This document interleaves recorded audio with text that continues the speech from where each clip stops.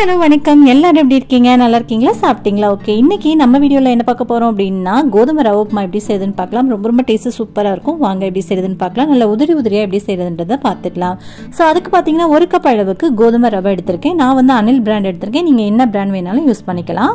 so அத அப்படியே ஒரு பவுலுக்கு நான் மாத்தி எடுத்து வச்சிடுறேன் சோ பாத்தீங்கன்னா 1 கப் அளவுக்கு நம்ம ரவை எடுக்கிறோம் அப்படினா 2 கப் அளவுக்கு தண்ணி சரியா இருக்கும்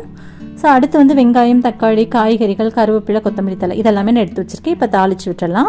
ஒரு கடாய் எடுத்துக்கலாம் கடாய் சூடானதுக்கு அப்புறம் இதுல வந்து 3 டேபிள் ஸ்பூன் ஆயில் சேர்த்துக்கலாம் நல்லெண்ணெய் சேர்த்துக்கோங்க நல்லா இருக்கும் கூடவே வந்து ஒரு 1/2 ஸ்பூன் அளவுக்கு கடுகு 3/4 ஸ்பூன் அளவுக்கு உளுந்த பருப்பு சேர்த்துக்கலாம் கூடவே ஒரு 3/4 ஸ்பூன் அளவுக்கு கடலை பருப்பு சேர்த்துக்கலாம் சேர்த்துட்டு இது கொஞ்சம் செவந்து வரட்டும் செவந்ததுக்கு அப்புறமா இது கூடவே வெங்காயம் சேர்த்துக்கலாம் வெங்காயம் சேர்த்துட்டு கூடவே ஒரு பச்சை மிளகாவை நல்லா பொடியா கட் பண்ணிட்டு சேர்த்துக்கோங்க கூடவே கொஞ்சம் போல கருவேப்பிலை சேர்த்துக்கலாம் சேர்த்துட்டு இது நல்லா கலந்து கொடுத்துக்கலாம்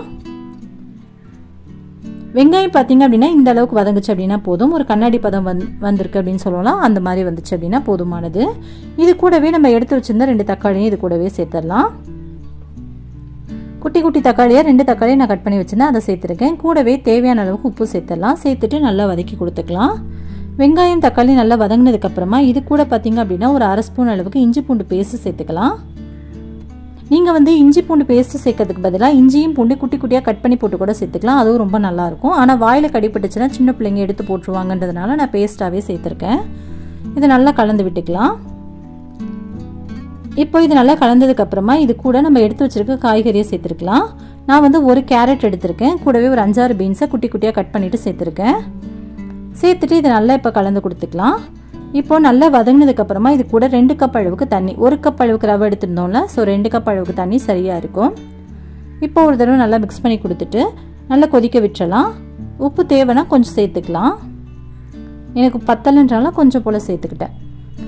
சேர்த்துட்டு இப்போ பாத்தீங்கன்னா நம்ம தண்ணி கொதி வந்ததுக்கு அப்புறமா ரவையை சேர்த்துக்கோங்க ரவை சேர்க்கும்போது அடுப்பை குறைச்சிருங்க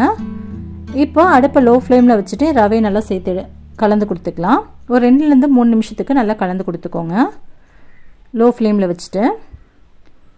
இப்போ நல்லா கலந்து கொடுத்துட்டு அப்படியே வந்துட்டு மீடியம் ஃப்ளேம்ல வச்சிட்டு இதை தட்டு போட்டு மூடி வச்சிருங்க மூடி வைக்கும்போது பாத்தீங்க அப்படினா நல்லா வெந்து வந்துரும் சோ பாத்தீங்கன்னா அதிகபட்சம் 10 நிமிஷம் மீடியம் ஃப்ளேம்ல வேக வச்சுக்கலாம் இப்போ ரொம்ப நல்லா வெந்துருச்சு 10 நிமிஷத்தை கழிச்சு பார்க்கறோம் ரொம்ப சூப்பரா வெந்திருக்கு நல்லா தண்ணி எல்லாம் அப்சர்வ் பண்ணி ரொம்ப அழகா வெந்திருக்கு சோ இது பாத்தீங்க அப்படினா டைம் ஆக நல்லா உதிரி ஆயிடும் 2 டம்ளர் அளவுக்கு தண்ணி ரொம்ப கரெக்ட்டா இருக்கும் 1க்கு 2 அப்படிங்கறப்ப தண்ணி கரெக்ட்டா இருக்கும் கூட வச்சிட்டீங்க அப்படினா ரொம்ப கொலகொலன்னு ஆயிடும்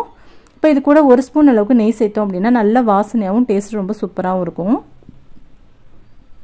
அவ்வளவுதான் நல்ல கமகமன வாசனையா சூப்பரான கோதுமை ரவை உப்புமா ரெடி ஆயிடுச்சு கூடவே மல்லித்தலையும் சேர்த்துட்டு அப்படியே கிளறி விட்டு சர்வ் பண்ணிர வேண்டியதா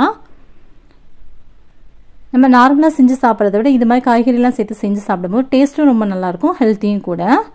அவ்வளவுதான் அப்படியே சர்வ் பண்ணிர வேண்டியதா கண்டிப்பா ட்ரை பண்ணி பாருங்க ட்ரை பண்ணி பார்த்துட்டு எப்படி இருந்துச்சுன்னு கீழ கமெண்ட் பண்ண மறந்துடாதீங்க உங்களுக்கு இந்த வீடியோ பிடிச்சா வீடியோக்கு ஒரு லைக் கொடுங்க உங்க ஃப்ரெண்ட்ஸ் அண்ட் ஃபேமிலியோட ஷேர் பண்ணிக்கோங்க இவ்வளவு நேரம் பொறுமையா பார்த்தவங்க அனைவருக்கும் ரொம்ப ரொம்ப நன்றி உங்களை இன்னொரு இன்ட்ரஸ்டிங்கான வீடியோல சந்திக்கும் வரை நன்றி வணக்கம் Thank you bye